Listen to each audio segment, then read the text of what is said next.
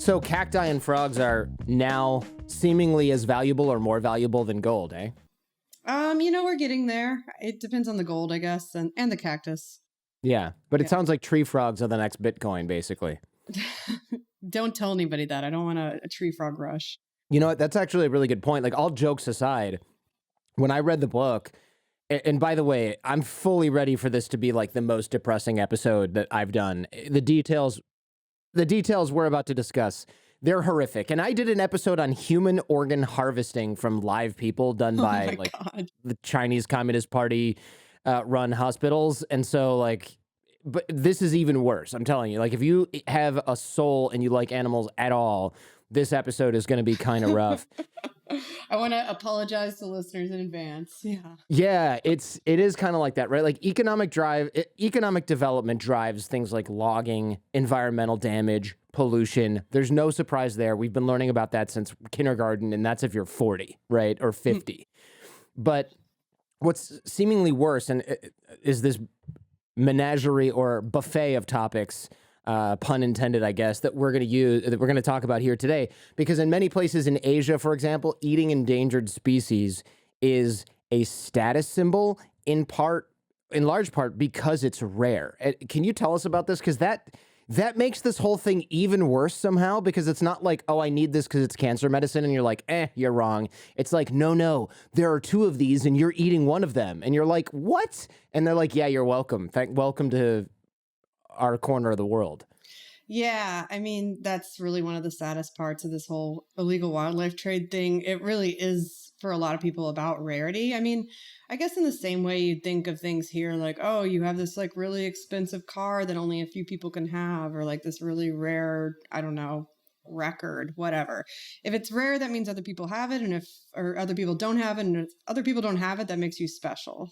So there's Yeah, like the definitely guy who bought the Wu-Tang album, and he's the only one, and it was oh like my God, that Pharma guy. Bro who bought it. Right. Oh, that Yeah. guy's awful. Anyway. Yeah, he's in prison for being a horrible person. Yeah. But we can't really, and part of what your work talks about is we can't even put the people in prison who are hunting pangolins, because it's just this whole industry and it's this whole food chain, literally, or pyramid of people, some of whom are just trying to survive in many ways, and others who are just have no morals and aren't going to care until they're dead. They're going to eat this stuff whether we like it or not. I mean, the people who are being put in prison are the guy hunting the pangolin, but, that's not who we need to be targeting. We need to be targeting the people who are, running the business, and especially the people who are driving that demand by paying a lot of money for that pangolin.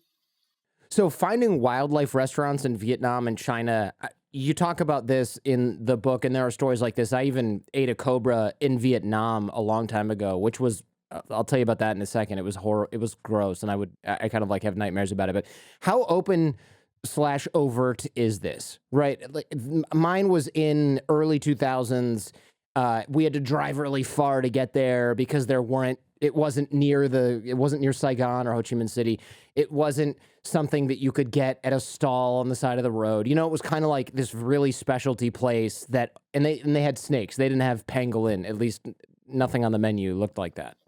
Interesting. Well, I got to say, I think you were taken on a ride, so to speak, because if you know where to look, it's like really easy to find this stuff right in the city. Yeah, I mean, I don't know who like booked the trip for you, but maybe they just wanted to make it. Yeah, it was one of those, hey, let's ask the taxi driver where we can get a cobra. Exactly, and then 40 minutes later, we're probably 3 blocks away from our hotel. Yeah. Exactly. Yeah, I mean, in Vietnam, especially if you know where to look, you can get anything. Especially if you know who to call.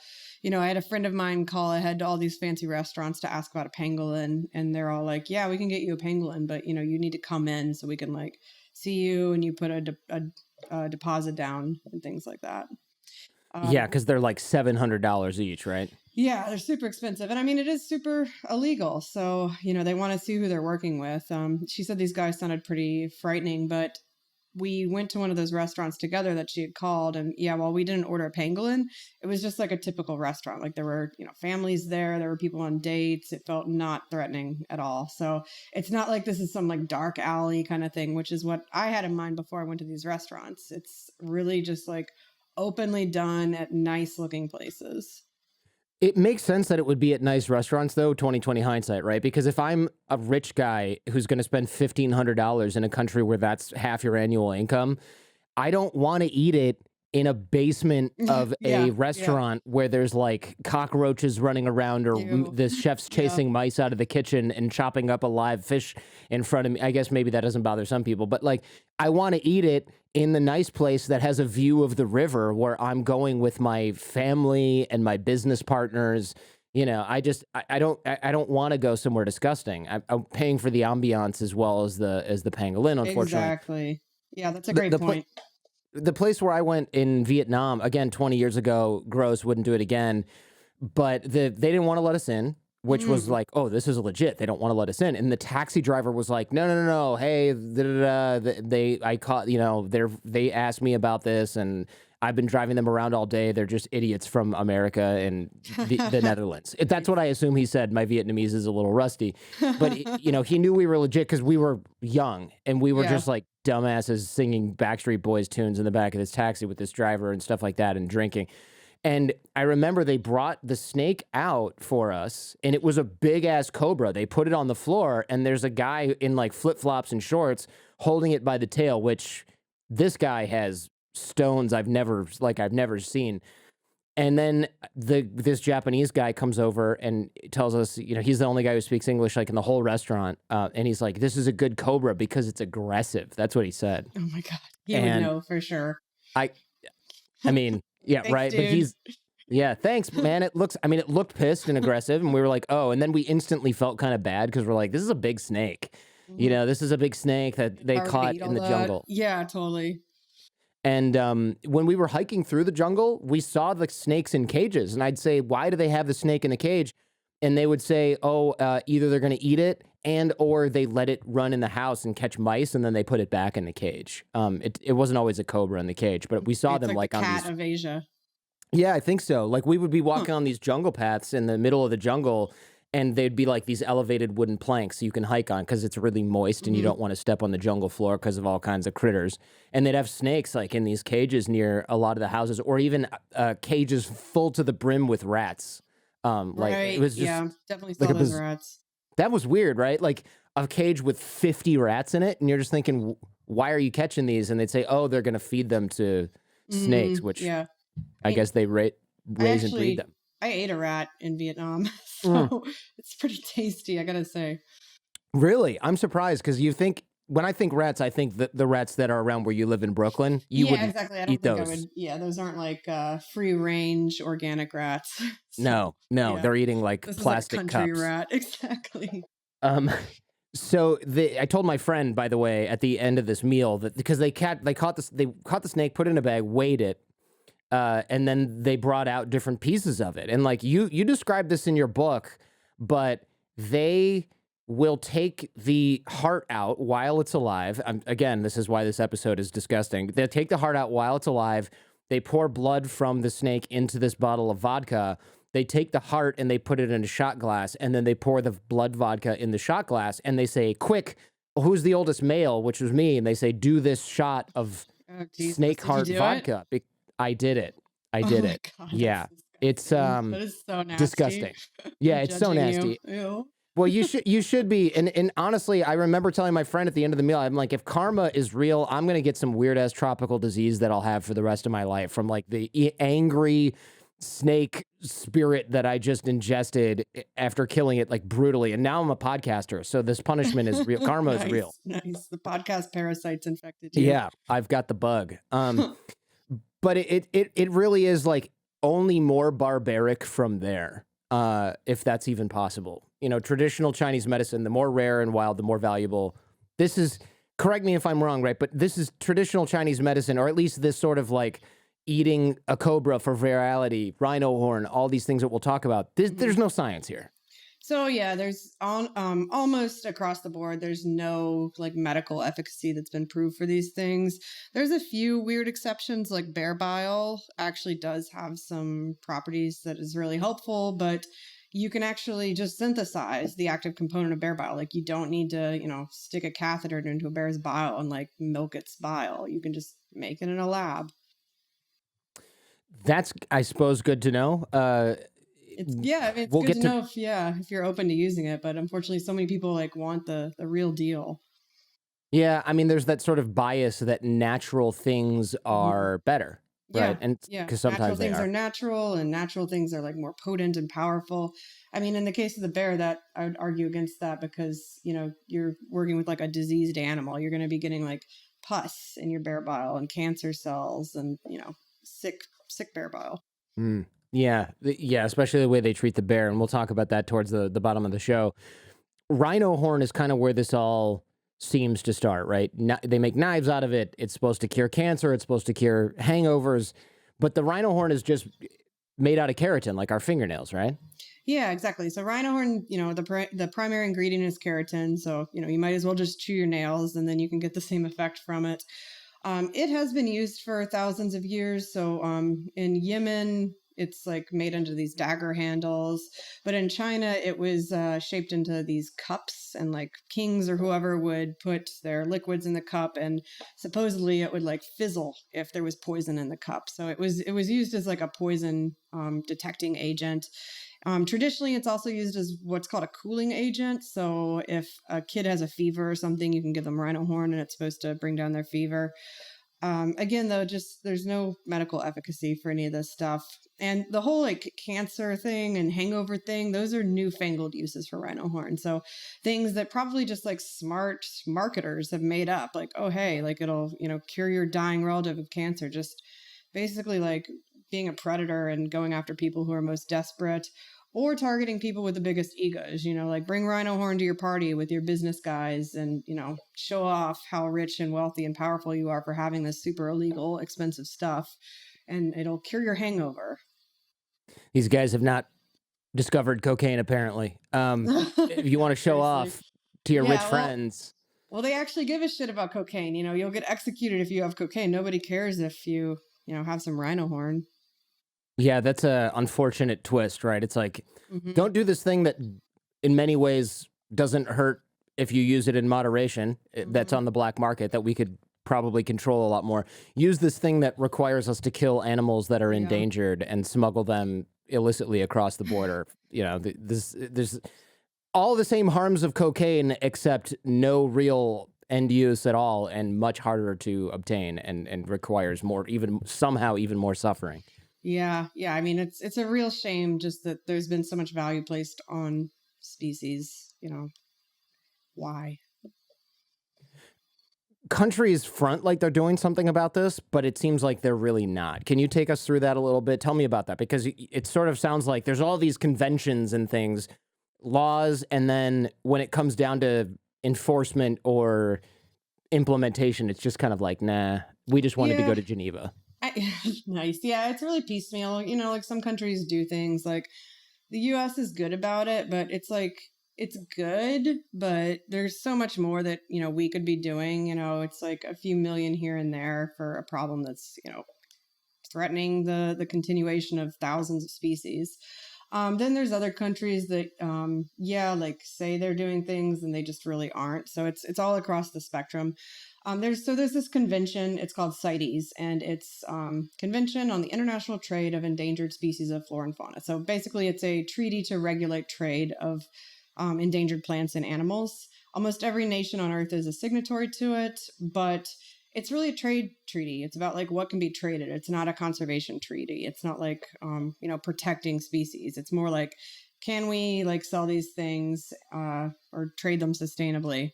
And a lot of people that have sway over CITES are in the industry. It's not just like scientists. It's people like in the ivory industry or whatever. So there's a lot of conflicting interests. There's a lot of like backroom deals that go on at these conventions about what will and won't be listed.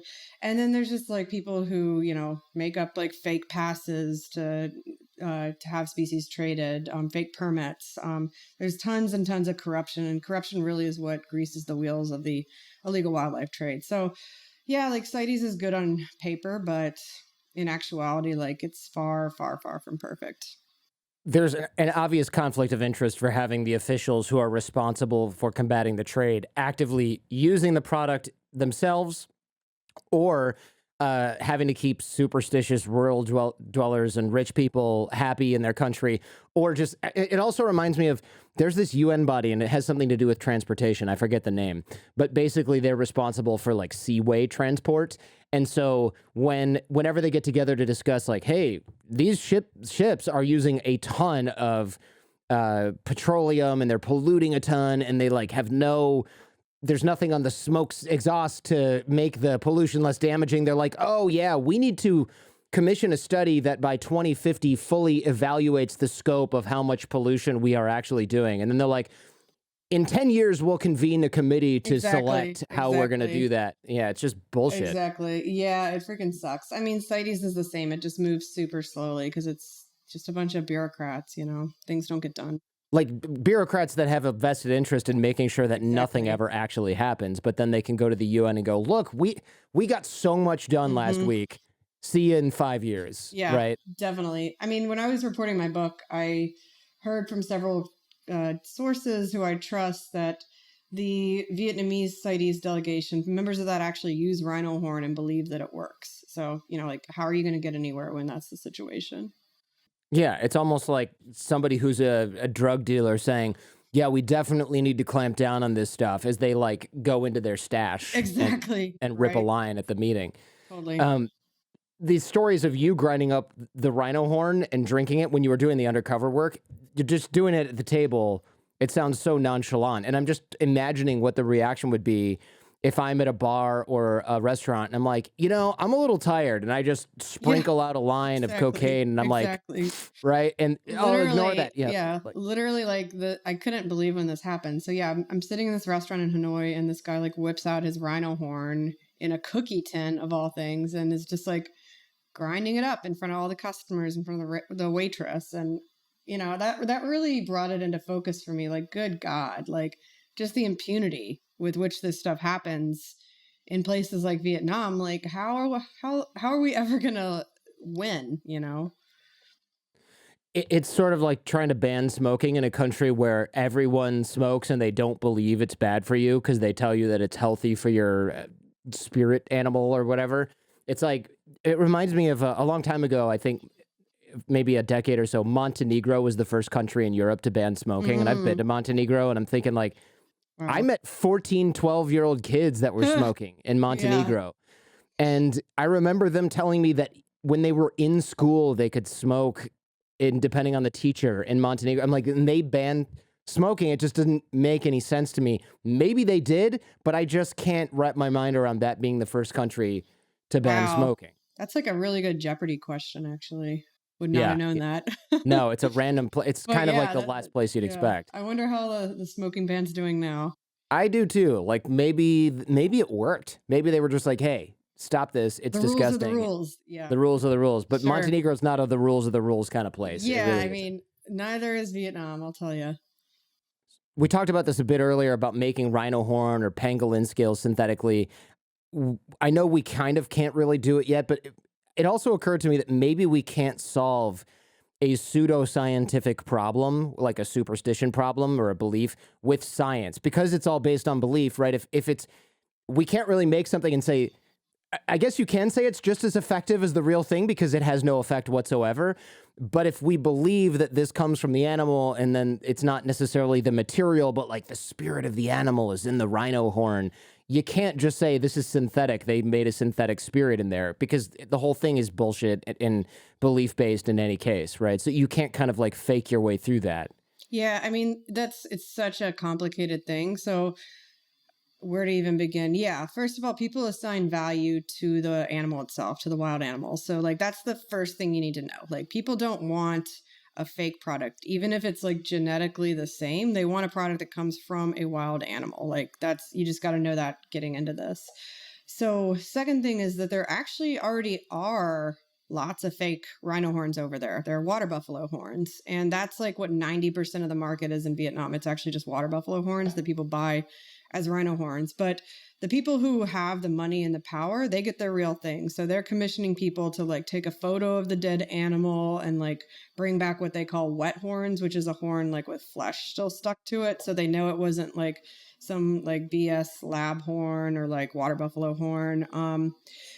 So yeah, there's already fake things over there. People have talked about creating like synthetic rhino horn and flooding the market, but again, it just like if people want the real thing, they're going to get the real thing, and that's just going to confuse law enforcement. So instead of like encouraging this by making fake things and like legitimizing this practice by being like, here, here's this other thing you can use that still doesn't work because none of this stuff works.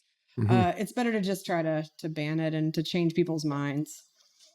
So it sounds like you're saying legal trade might actually increase demand. Exactly. It's kind of like confirming like, oh, this works. It must work because the government just legalized it.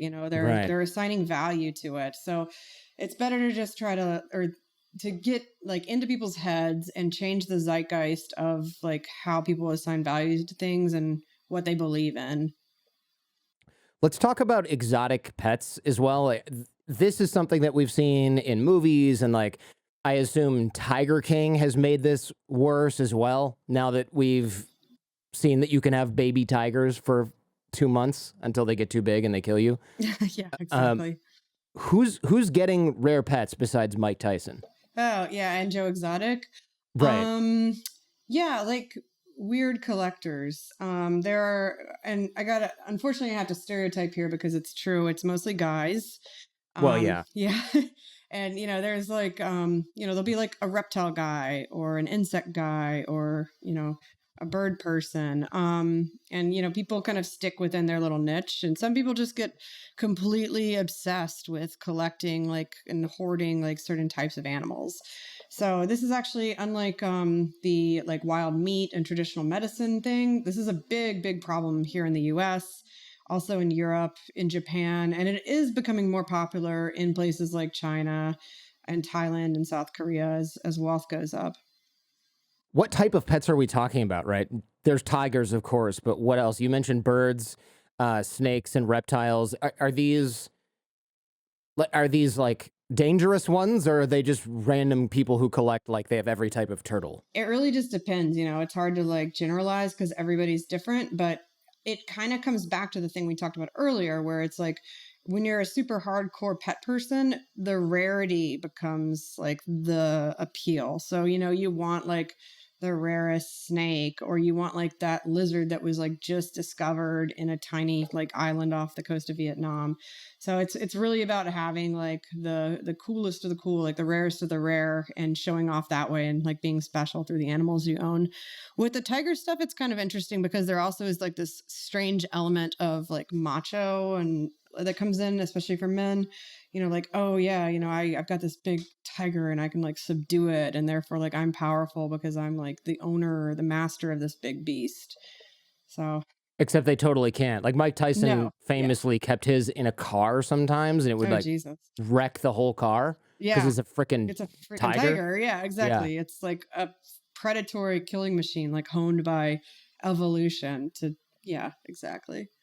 Yeah, it would. He said it would shred the leather in the car. I'm going off memory here, but it would like shred the leather in the car, of course. And he said sometimes it could just literally take the roof off the car from the Oh my inside God. of the car. That sounds Get like a a couple lot, claws but in there. like, yeah, I mean, depending on the car, maybe he was, Yeah, I mean it's some maybe he's luxury driving like vehicle. yeah, convertible or something. Yeah, I mean there's I don't know. Those pretty damn strong animals, I guess. If you break the window, and then you could probably I don't know. I don't know how strong a tiger is, but it's wild. So I guess I understand the appeal there, but it also seems totally psycho to have this. Then again, most of the people that you kind of famously see with tigers and alligators and things like that are like drug cartel type of people who are Exactly. heavy Yeah. duty machismo guys. Exactly. It's just a way of like showing might and showing power. And there was a policeman I interviewed about the tiger thing. He's like specializes in all things exotic animals. And yeah, he said oftentimes he would be like going in to do a drug bust. And then it's like, holy shit, there's like an alligator in the basement or a tiger in the bathroom. It's like definitely something associated with uh, like mafia drug types. How do we stop the importation of these types of pets? Because this seems trickier. Uh, I can fly with a lizard, and no one's going to go, wait a minute, is that the new one they just discovered on the Galapagos Hmm. Islands? I'm just going to say, no, it's a newt. I bought it for my kid, right? Yeah, totally. I mean, that's a huge problem. So yeah, like the US has laws where again, we're a signatory of CITES. So Anything CITES regulated, we're supposed to have a permit for. Then the US also has the Endangered Species Act. Anything on that needs to be regulated. We also have something called the Lacey Act, which basically means that we respect the laws of other countries. So if a lizard is illegal or protected in Indonesia, you can't bring it into the US, even if the US doesn't have laws. So that all sounds great on paper, but then you got to think that, we only have a handful of fish and wildlife agents who are the ones in charge of inspecting all these shipments and imports. And, they can't be expected to know every single species in the world. So yeah, it is really easy to smuggle animals in or to label them one thing when they're another thing, or, to strap them to your body and fly with them. So it's a big don't we problem. hear, I vaguely remember reading about passengers called the security on the man because they heard birds chirping, or they Yes. saw a snake crawl out of his leg Yes, pan I on love those on the stories. plane. I mean, it's horrific, thinking about the suffering those animals go through, but those stories are so freaking ridiculous.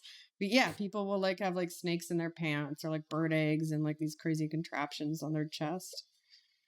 It's so, I can't imagine flying with 400 snails in my underwear and back, or birds, live birds strapped to me that are muffled, or like you said, snakes where they're duct taped to the guy. And I'm thinking oh my God, for a 14-hour Vietnam Yeah, I LAX know, flight. right? Those flights are already long enough without having to worry about the snakes in your pants.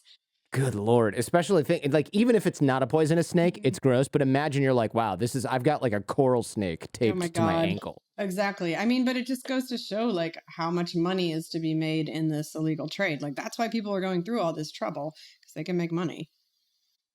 Reporting on wildlife smuggling like we're doing right now supposedly can increase demand. So I was almost on the fence about doing this because it seems like Tiger King increased the demand for tigers, unfortunately, because they kind of glossed over the whole thing where it was hey, they are miserable, and the reason they tear people's arms off, one, it's their nature, but two, they've been imprisoned by these people, and Joe Exotic kind of, there's a lot of well-founded suspicion that he just kills them when they get too Oh yeah, old if he for can't sure. sell them, For sure. I mean, he was prosecuted for killing 3 tigers, and that's just the tip of the iceberg. So does reporting on things like this actually increase? I mean, you report on this too, so I assume you've come to the decision that reporting Yeah. on it and increasing awareness is better than letting it go undiscussed. Yeah, I mean, I feel people are going to find out things anyway. You can't hide information. You can find out the value of Rhino Horn. When Rhino Horns first started being a thing, a bunch of NGOs were oh, we're not going to say how much Rhino Horn's worth. But it's okay, well, you can just Google it and it pops up. So you might as well just say it so that people can see how significant an issue of this is. That said, there is certain types of information you really don't want to get out there. So a lot of times poachers and traffickers or whatever will go through the scientific literature for new species that were discovered, and they will find out through what scientists report where to go to poach that animal. So scientists have had to get a lot more cautious about not revealing the location of where they found some new species, and I would never do that myself just to avoid that. Wow. So the poachers are literally going through scientific journals and going, oh, this uninhabited island off the coast of, I think you said before, Vietnam, they found a new species of bird there. Let's go charter a boat and kill these and then bring them back, or bring them back 100%. alive. Yeah, 100%. That happens. It's happened. That's horrible. Multiple times, tipped off by the scientists. It's really sad. Yeah, because if you're a scientist, you're not probably you're just oh my gosh, look, we went to this tiny place. You'd never believe what we found there. This is amazing. You're not thinking, oh, people are going to go murder as many of these as possible to make money. Exactly. Yeah. But unfortunately, that's the world we live in. And, yeah. Good Lord. So this isn't quite depressing enough yet. I want to talk about the hunting of elephants. A long time ago, a buddy whose parents were Serbian diplomats, and I think Kenya, showed me his tusk collection, which was really hard to look at in person. And really, it was impressive in the literal sense of the word, where you just go, oh my God, this thing is huge. It was so big, you had to carry it with both hands. You couldn't carry it for a really long time. I mean, it probably weighed 40 pounds, just one tusk. It was enormous. And he had a bunch. And and this is just a kid who was like bored and decided to collect these things. So I can imagine how freely available these must have been in the, I guess, 90s or early 2000s, Dear Lord. and I still mean, are. technically, like, he shouldn't have been able to collect those in the 90s because international trade of ivory was banned in 1989. So, yeah, you might want to ask your friend about his tusk Well, collection. again, diplomats, right? So that Oh, no yeah, one's inspecting anything that he's right. shipping. That's He can actually buy it a good wherever, point. Yeah, I mean, and there's, he's got diplomatic immunity. Go ahead, arrest yeah, me for buying this. Screw you, I yeah. have diplomatic immunity. Sounds Whatever, like a right? really, really nice guy. Yeah, I Yeah, I mean, mean, charming, right? yeah, that is a big problem. Like, there's been all these cases of like North Korean diplomats and Chinese diplomats caught with all this ivory. And again, like you said, it's just like, come at me, bro. Hmm. Yeah. When I say friend, by the way, I mean a guy I Yeah. met once in Serbia. I don't mean a guy that I'm Okay, still in nice. A touch with. dude. Yeah. Okay. And furthermore, when he showed me this, he was probably 20 and had it for 10 years. So it's not like he went out and bought it. His stupid parents probably got it for him.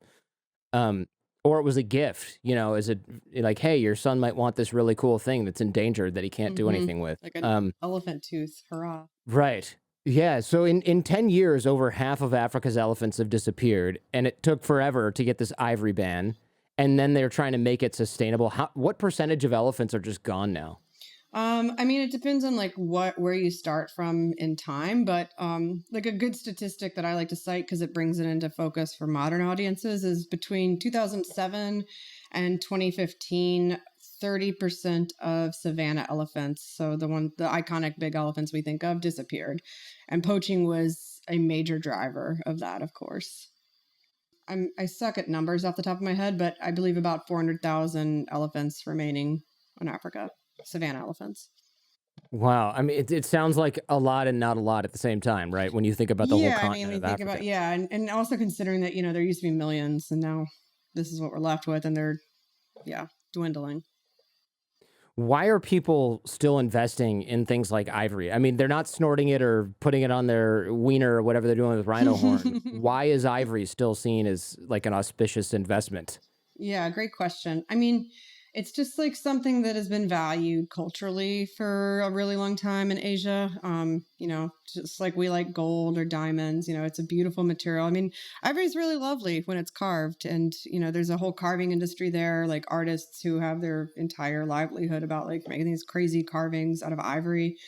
But yeah, it's just a material. Like we can use something else. There's fake ivory or there's, anything else basically.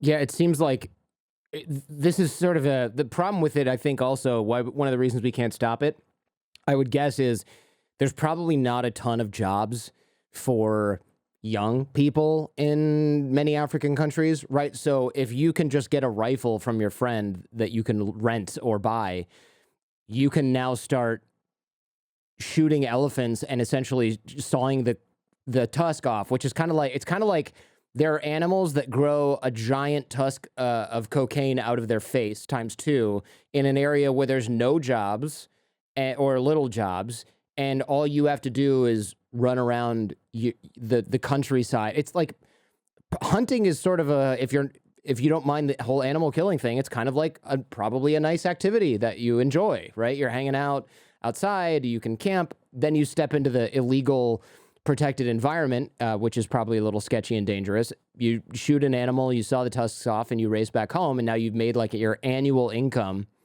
or at least several months of income off of this. And it seems like there's no way we can stop this at the root. Yeah, exactly. I mean, well, one thing to clarify, a lot of the people who are doing the poaching in Africa are part of like organized criminal gangs. So it's not like, some like nice young man just like gets an idea and like pulls this off by himself because you got to know like who to traffic it to and things. But anyway, yeah, there's a surplus of like desperate young people in Africa. That's totally right.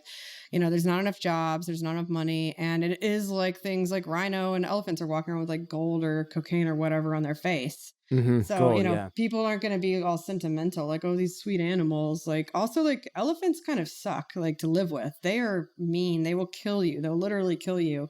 They'll rip your house down. They'll, like, mess up your crops that you've been growing for a year. So these aren't easy animals to live with to begin with.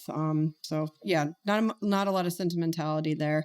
But yes, also true that, we're never going to run out of people who are desperate enough to risk their lives and their freedom to go out and poach an animal. So again, this is why we need to really go after the big bosses, the criminals running these enterprises and making this happen at an international level, and just change people's minds. Because if people stop paying money for this stuff, like, people wouldn't bother going to kill rhinos and elephants and everything else. Is there any sort of political will to prosecute, let's say, rhino or elephant hunting? Like, are there prosecutors working on this, and what kind of job are they doing? Yeah, I mean, it really depends on the country. Every country is different. Like, Sure. Tanzania has prosecuted what's called the Ivory Queen. It was this like Chinese lady who was running like this huge trafficking ring and like shipping things back to China. I think she just went through an appeal and she's still in jail. On the other hand, places like Kenya, there's been like major traffickers who have gotten out of jail and gotten out of, being really prosecuted and in trouble because they just have so many connections, and, you can like just pay your way out of things. Same in Thailand. Like, there was a guy named Boon Chai Bak who was arrested a couple of years ago, and everyone's like, yay, like this horrible person's finally arrested. And then he just got out. On the other hand, there was this guy, Chroma. He was arrested in Uganda. He's like a big ivory trafficker and rhino trafficker, and he was actually extradited to the U.S. and he's now here in New York awaiting trial because they also got him on drug trafficking charges and money laundering. And now that he's here in the U.S., like, you can bet he's going to be prosecuted. That's kind of a good. I mean, I suppose that's good news. Although it seems almost like it's like El Chapo, right, where he just walks out of prison 4 times, and finally, despite the biggest protestations of the Mexican government, they extradite him finally, and it's like, oh, now he's really in jail, and it just took like a decade longer. Yeah. 30,000 extra people had to die before this guy was finally caught. Exactly. I mean, yeah, it's like not every trafficker in the world can be extradited to the U.S. That's not going to work. But at least this is like progress in the right direction. U.S. and African authorities working together to actually get this done. Why doesn't the UN sanction the biggest offenders, right? I mean, if we know which countries are just letting people walk out of jail, why aren't they like, hey, now you can't you can't participate in this, or you can't import other things that you actually do care about if you're just, let people slaughter animals wholesale against international conventions. Totally. I mean, so CITES does have the ability to like sanction countries. So Laos, for example, has had sanctions against it because it's just like a shit show over there. There was like threat of sanctions against Thailand, and then they actually like freaked out and like cleaned up their ivory market because of it. But, again, there's just like a ton of politics going on. So nobody's going to threaten to sanction China because everybody is like relying on China for money or connections or whatever. So, if you're like a big enough player, you can avoid punishment, whether you're a trafficker or whether you're a country. That makes sense, right? And we know from trying to enforce international conventions against big countries like China and the U.S. for that matter, it's kind of like, oh, hey, you can't do this. Oh, well, then we're just, you know what? We're not going to invest in your tech sector.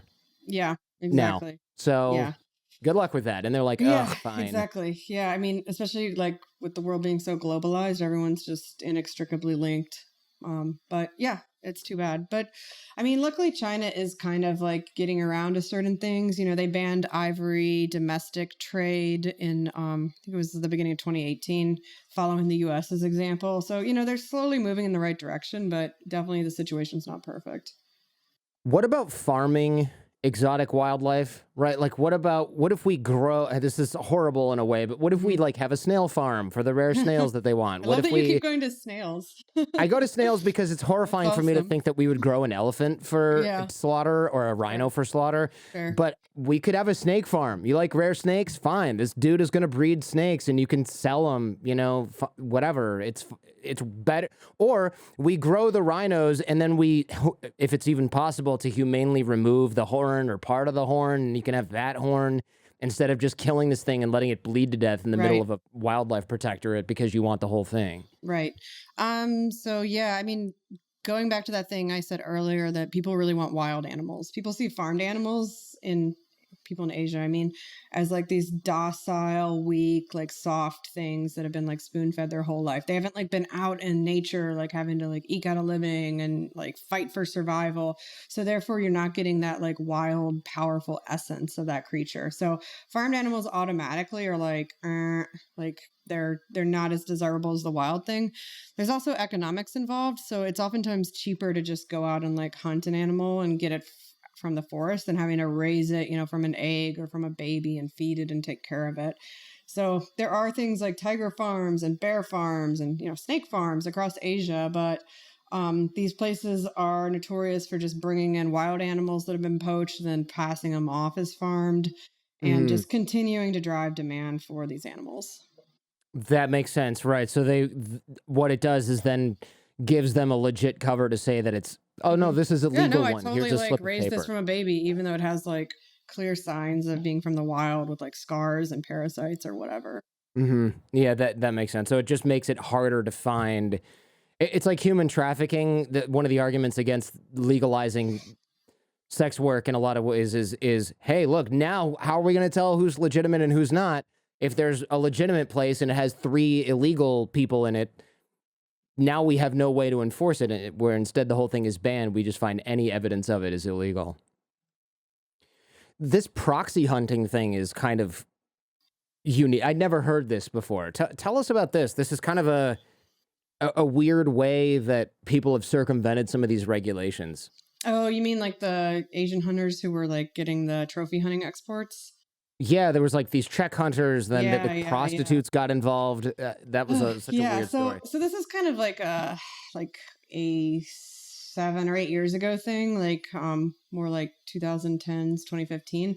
But yeah, so trophy hunting is legal in a lot of countries in Africa, and you have to like pay big money for it. You have to like go through all this paperwork, and people realize though that like you can then legally export the trophy. So whether that's like the tusks or the horn of the rhino. And this really started to happen with Vietnamese and Thai criminal syndicates. They figured out that, yeah, we can do this. And then we can just export the horn back to Vietnam. But the issue was they were operating in South Africa. And in South Africa, you can only hunt 1 rhino a year. So you need to like find more like quote unquote hunters to come and shoot the rhino to get the horn out. And for a while, they were like bringing in like poor Vietnamese guys from like villages to do this. But that was kind of a pain. And then they realized that, instead of like importing like Vietnamese quote unquote hunters, we can just use Southeast Asian prostitutes from around like Pretoria and Johannesburg and pretend like these like tiny women are hunters and get the horns out that way. So like this was going on for a while. Then this Thai guy got caught and prosecuted for it and sentenced to 40 years in prison in South Africa. So that kind of like shut down the Asian side of the syndicates. But yeah, then it was just taken up again by a lot of Czech hunters and Eastern Europeans. But to be honest, I don't know that it's really happening as much anymore, but it was a huge problem a few years ago. With poachers, I know one of the main problems with poaching is that a lot of the poachers are corrupt wildlife officials. So the people who are supposed to be enforcing the poaching bans are the same people who are doing the poaching or tipping off the poachers to tell them where the animals are in the reserve. But there are plenty of, it seems like I've actually met a couple of people who are like these veterans who just kind of go and protect animals. And some of these guys are like special forces, sharpshooters and things like that. And there's a lot of kind of amazing people you wouldn't want to be on their bad side protecting animals. Have you run into any of these folks? Yeah, I definitely know those guys. They're great. Yeah, a lot of the people like that, they go into protecting wildlife because it's kind of therapeutic for them. After doing like, all this killing or whatever in the Middle East, it's kind of redemptive. I think that's my understanding from speaking with a few of them. Why can't we this might sound callous, but oh well, I think you'll understand where I'm coming from. Why can't we just shoot poachers when we see them? Like I know that there's due process and things like that for a reason, but also If I see somebody on a wildlife reserve with a rifle that doesn't work for me and I'm part of the people protecting the reserve, why do I need to go and try to arrest these guys? Why can't I use my sniper skills from the Marine Corps to just Right, right. end these guys? Well, yeah, unfortunately a lot of people in the West like do call for that, but like ultimately like it's pretty bad optics because it tends to be like white rich Americans calling for us to kill poor black people in Africa. Like it's not. Yeah, that's not a good Yeah, look it's not generally. good, not a good look at all. And you know, there's quite a few reasons why it's just not a great idea. First of all, there are countries in which there's shoot to kill, like shoot on site policies. Like Botswana has this, but it has not stopped poaching. People find a way, and it winds up landing people in really like icky situations. You know, like there's a poor indigenous guy who's like, oh, he wandered into the national park to like gather some twigs, and then he's shot. Like it's just like there's too much room for error in just like shooting people. Also, like, you know, do we really want to be executing people for trying to hunt wildlife? These are ultimately human beings. Like, where do we draw the line? Then we Right. do we start like executing people who like rob Walmart or whatever? So Sure. yeah, I and mean, no. yeah, sure, awesome. But I mean, ultimately, it also comes down to like, you know, these are desperate people. Like, you know, they have no other option. Like, we all would probably do the same thing if we were in their place. Like, instead of like killing poor Africans, like maybe we should figure out ways to like help alleviate poverty and figure out like developmental situations for them and you know, put our resources in that way, and also put our resources into stopping the criminal bosses at the top. I know a lot of the rangers, they don't have handcuffs, they don't have weapons, they don't have proper clothing. Like there's stories in your book about where they get killed because they're simply outgunned, right? They've got like one rifle, no handcuffs, two bullets or a handful of bullets, and they're up against people with like long range modern weaponry. Yeah, I mean, it, you know, again, it just depends on the country and the place, but there are a lot of rangers who just like, yeah, they're like really inadequately funded, inadequately trained, inadequately supported, and they're trying to do their jobs, but they wind up getting murdered on the job. So it's really, really sad. And yes, like there are tons of like poor, desperate poachers, but there's also poaching gangs that are like way like better equipped than them because of all the money from the trade, because their bosses are supplying them with that equipment. What about dehorning rhinos to protect them? This is an interesting solution that you had written a little bit about, where they simply dehorn the rhino and then there's no point in poaching them because they don't have a horn at all. Right. So, yeah, you would think that would be like a really easy solution because rhino horn can be like trimmed off like fingernails, but you can't like trim the entire thing off. Like just like you can't trim your entire nail off. Like you'd have to Right. like slice into the flesh and bone. So, oftentimes like poachers will go and they'll track a rhino all night and they'll finally find it, and if it doesn't have a horn, like they're going to be so pissed off that they're just going to shoot it anyway, so they don't like go down this like wild goose chase after this hornless rhino. And then they'll often just hack off like that little nub because there's still some horn there again. So you can make money even if it's just a little bit. Oh, Yeah, man. All sucks. right. There's no Well, easy answers. I know there's some private rhino collectors that are often good at keeping them alive, right? Because instead of a national park that's like defunded and just there for appearances so that when they go to the UN meeting, they can say we have a giant national reserve, you get some private collector who owns a significant number and they're like, hey, these are mine. I'm going to have like a team of 20 guys out there with cameras and drones and stuff, and they're going to be more effective at making sure you don't get in. Right. Yeah. So, rhino farmers or owners, whatever you want to call them, in South Africa are actually kind of responsible for bringing rhinos back from the brink of extinction. Like decades ago, rhinos were like down to like some abysmal number. I don't remember numbers off the top of my head, like very low number. And then South Africa decided like, okay, you know what, we're going to privatize wildlife so you can like own wildlife as a resource. Unlike say Kenya, where all animals belong to the state. So, you know, if there's like an elephant eating your crops, like too bad, it belongs to the state. You can't do anything. So yeah, there's these rhino farmers who now have more rhinos in like private collections than there are in the wild. And yeah, some of them are pretty wealthy. They do it out of like love for the rhino or whatever, and they can pay for better protections. But like the biggest rhino farmer there, he's starting to run out of money because, you know, you can't like do much with these rhinos. You can't sell their horns. You can't, I don't know, make a ton of money from them. And you're paying like $1 million a year to protect these animals because of this crazy new poaching threat. And it's just not sustainable. Right. There's not like a rhino milk market. Yeah, Do they make milk? exactly. They're mammals. Yeah. Yeah, right. So there must be, I don't Rhino know, milk. I maybe don't know. that's We what, should start maybe we, something. that, yeah, I Yeah. was going to say, maybe you popularize that and it's like, oh man, these Totally. things are worth way more alive than they are Yeah. Rhino dead. milk, everybody. Get on it. Rhino milk, double your protein. Um, what's a rhino go for these days? Like if I'm a rhino aficionado in South Africa and I'm like, oh, I want a rhino in my Mm, giant yard to protect it. What do right. you think they go So for? I haven't been rhino shopping recently, so I can't, Yeah, I fair. can't tell you, but I know that like back when I was reporting my book, the price had just plummeted because nobody wants these things. They're like a huge liability. It's like just having like a target walking around your property.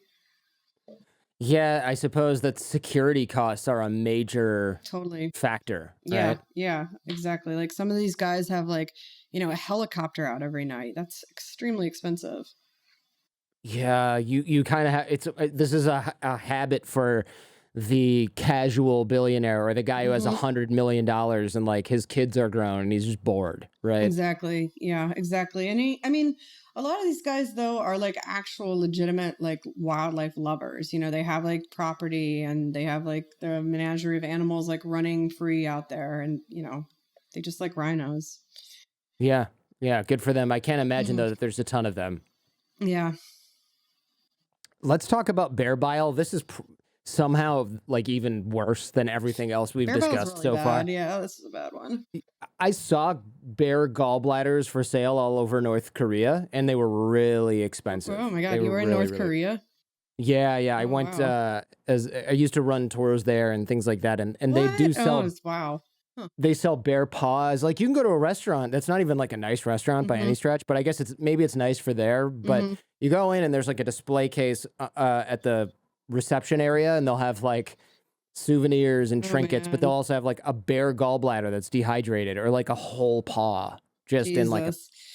box. Ugh. Yeah. Yeah, I mean that checks out because it's actually the North Koreans who taught the Chinese how to farm bears. So I guess it's just Mm. like a North Korean thing. What is bear bile farming? This is like the most Hmm. disgusting part This of is the show. So if you horrible. have kids in the car, this is the part where you turn it Yeah. off. Okay. So there's like two different types of bear farms, but basically, like all bear farms tend to have these bears in like these tiny, like they call them like crush cages. It's like basically like terrible metal bars, and you just like can barely even move. So these animals are kept in there their entire life. And they're also usually poached from the wild when they were cubs. And they get like they break their teeth off like chewing on the bars. They get like these huge like deformed like nail growths from not being able to walk. They get obese. They rub their fur off. It's really like the worst existence you can imagine possible. Now, on top of that, they're being kept for their bile, and you have to get the bile out of the bear. So, there's two ways to do that. The Chinese way, which came from North Korea, is to embed a permanent catheter into the gallbladder that you can literally like turn on and off like a tap. So you can quote unquote milk the bile. It's absolutely disgusting. Like the catheter area gets infected. Yeah. The other way that's more common in Vietnam is to get like this very long needle and just kind of like stab around, and the bear farmer will often like lick the end of the needle because he can tell if he got the bile by whether or not it tastes like bile. Hmm. So either way, it's just absolutely horrendous and disgusting. And the bile is like polluted by like pus and cancer cells and like whatever else these really sick, unhealthy bears are dealing with. And it's supposed to be like this all around health tonic and cure all these ailments. And there are some scientific studies showing that bear bile does have some properties, but again, you can synthesize this and have it come out in like a much cleaner, standardized way than torturing animals. It's really gross and horrible to even think about it. You write about this in the book where I think you had seen bear Hmm. farms with your own eyes. So this is not like urban legend bullshit, right? Yeah, This is no, like, no. I mean, I didn't go to one of the like industrial scale ones. Like in China, they have these giant bear farms with like hundreds of bears in this horrific condition. In Vietnam, it's more like a mom and pop thing. And Vietnam actually outlawed bear Bile and bear farming a few years ago, but people still do it. So yeah, like I went to a mom and pop one. I'm like at some guy's house, and basically he takes me through his kitchen to his backyard, and then there's these like 3 or 4 bears in these horrible cages, and it's just like stinking, and like it was disgusting. It's just got to be. I can't imagine even growing up around something like that. I can't really imagine dealing with it. Like, look, people get desensitized to eating chicken and they kill the chicken themselves, and it's like kind of gross.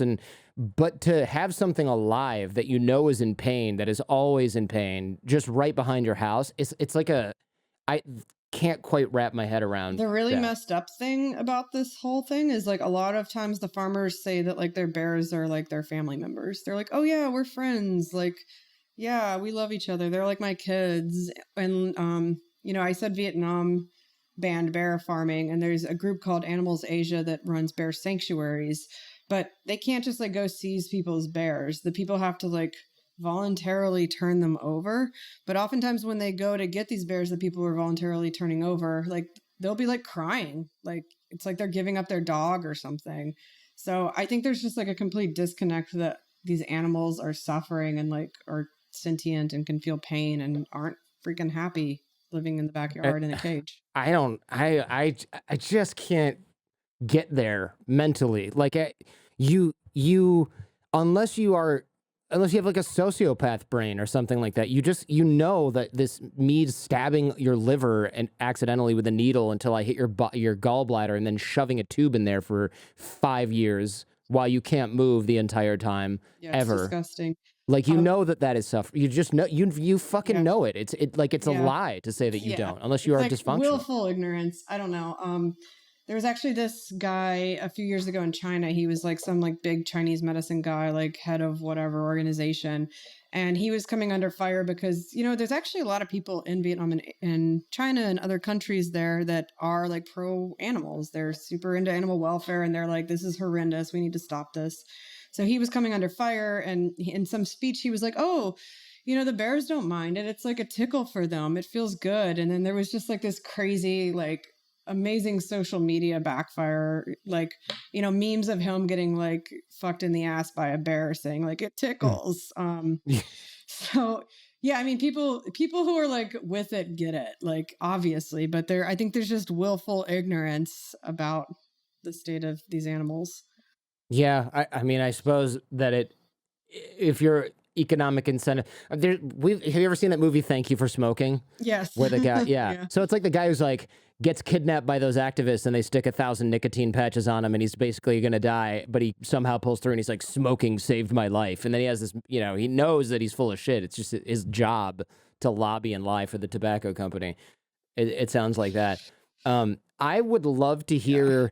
Let's lighten it up a little, but also we can't really too much because it's still so horrifying. But I want to hear about the Golden Triangle Special Economic Zone, because this is like the laugh cry portion of your book where it's still so horrible, but your situation and circumstances are ridiculous. Yeah. So the Golden Triangle Special Economic Zone in Laos is as freaking weird as it sounds. There are these special economic zones all over the country, which basically means like you're in Laos, but you're actually like in a place operated by China. They've like leased out the land so that China can just like run casinos there and Laos can make money off of it. And most of these places are just dens of crime. Like the State Department issued like Interpol issued like a wanted thing for Red notice. Yeah, thank you. For the guy who runs the one I visited in Laos shortly after I was there. It's like basically just like a drug laundering operation, like where you go for like child prostitutes and where you go for wildlife things. So I wanted to go to one of these places just to like see what's up for the book. There was supposed to be a tiger farm there I wanted to visit, but somebody told me, someone who had done an investigation there, that there's only like 2 kinds of Western women there. There's either backpackers or prostitutes, sex workers. And I was just like, okay, well, I don't really want to dress up like a backpacker because I'm kind of old and I've done that and it doesn't sound very fun. So I'm going to dress up like a sex worker. So I got like some. I feel like you'd have more access though, also as a sex worker. Like if you're a backpacker, they're like, don't show her the other. Yeah, they're like, she doesn't have any money. She's a backpacker. Yeah. So yeah, I got all these skimpy clothes. Most of them, to be honest, I already had. And I Yeah, you recruited. got them out of the closet. Yeah, Yeah. exactly. I just went to my closet. I bought a spy watch, which was super cool. It was like this blinged out like rhinestone watch that functioned as a watch, but was actually like a hidden camera and Wow. recording device. It was very cool.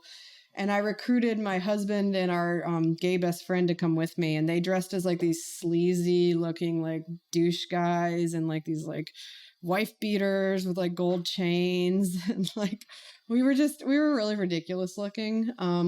But you know, we were there and nobody really like paid us any attention. We got to walk around. I was afraid like people would be like following us and shit, but people just didn't care. We went to the tiger farm. It was really sad. It was like, it looked like a jail for tigers. Like, just imagine like long cages and just like animals crammed into these cages, like yowling in frustration. There were some bears there that were like equally sad. And like everywhere we went, there was just ivory, rhino horn, pangolin scales, all just openly for sale. Like you didn't have to ask or go into some room. It's just like out there, kind of like what you were saying for North Korea.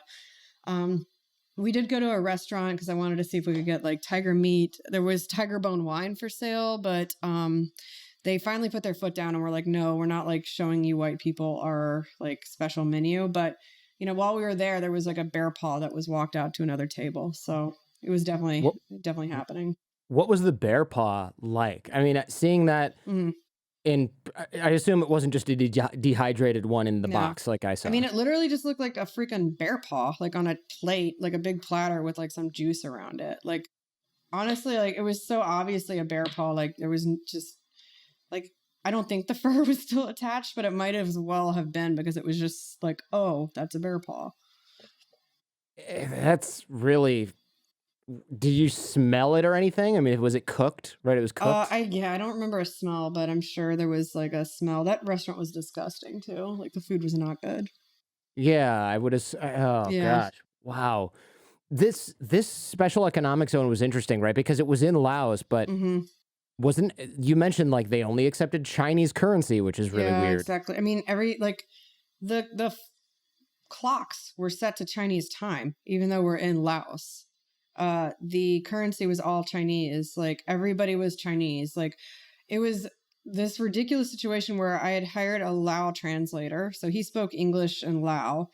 But then I had to hire another translator who spoke Lao and Chinese. So it was like this ridiculous telephone game where I'd ask my translator, then he'd like say it in Lao, then the Lao guy would say it in Chinese. Like it was like this like 3-step process to ask anybody anything because nobody there spoke Lao.